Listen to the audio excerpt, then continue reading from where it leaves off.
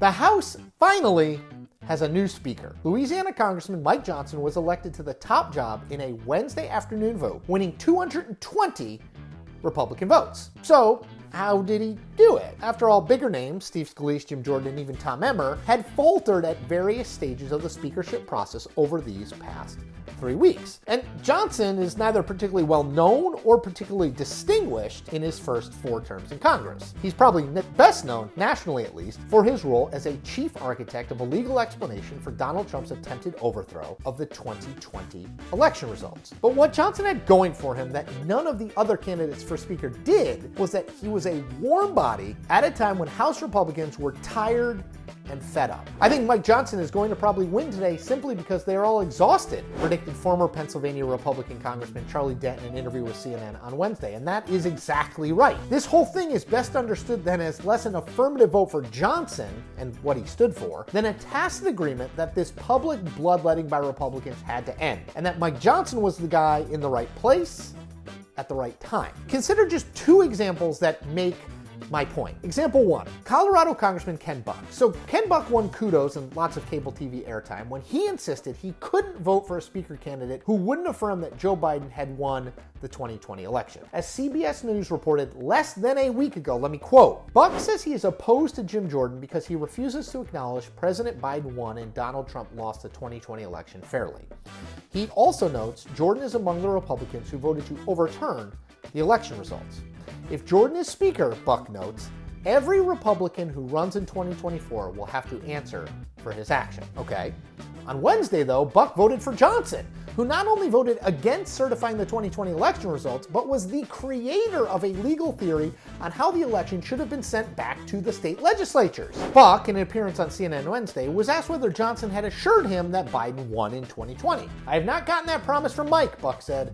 I hope he comes around to that point. Example number 2, South Carolina Congresswoman Nancy Mace. So Mace was one of the 8 Republicans who sided with Democrats to take Kevin McCarthy out as Speaker 3 weeks ago. By way of explanation on that vote, Mace cited McCarthy's broken promises to her, particularly on women's issues, as the Washington Post put it at the time. She argued the party didn't have a compassionate argument for women on abortion, and that McCarthy failed to keep promises to her on the issue, which is totally fine, justifiable reason. But what then explains Mace's vote for Mike Johnson, who, as the New York Times put it, quote, has voted for a national abortion ban and co-sponsored a 20-week abortion ban, earning him an A+ rating from the anti-abortion group Susan B. Anthony Pro-Life.